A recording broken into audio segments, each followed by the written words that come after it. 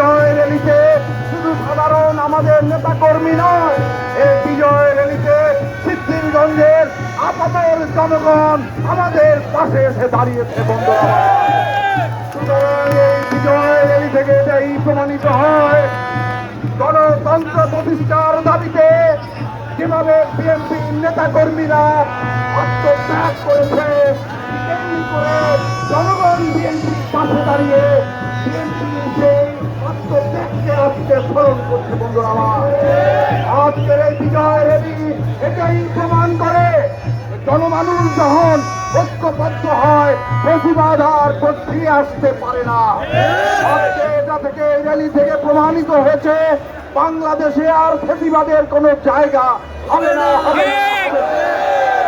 গণতন্ত্র প্রতিষ্ঠার সংগ্রামে আজকেও আমাদের লড়াই করতে হচ্ছে, আজকেও সংগ্রাম করতে হচ্ছে।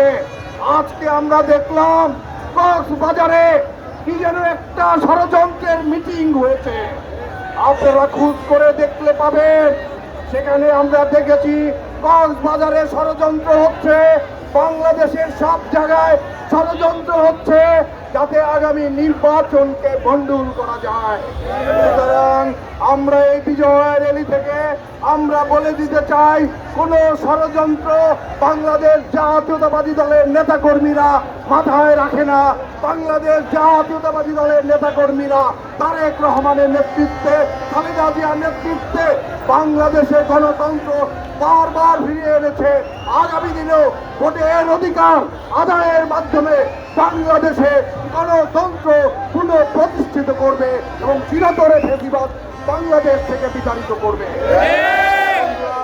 আজকে যারা এই বিজয় র্যালিতে আপনারা অংশগ্রহণ করেছেন, আমরা নারায়ণগঞ্জ জেলা বিএনপির পক্ষ থেকে শুধু নয়, আমরা আমাদের অন্তরের অন্তঃস্থল থেকে ব্যক্তিগতভাবে ধন্যবাদ জানিয়ে আপনাদের ছোট করতে চাই না। আপনাদের আজকের এই অংশগ্রহণের ঋণ আমি কোনোদিন শোধ করতে পারবো না। আপনাদের সকলকে সংগ্রামী অভিনন্দন এবং শুভেচ্ছা জানিয়ে এখনো র্যালি আসছে, এখনো মিছিল আসছে। আজকের এই মিছিল আমি মনে করি এটি একটি ঐতিহাসিক র্যালিতে পরিণত হবে।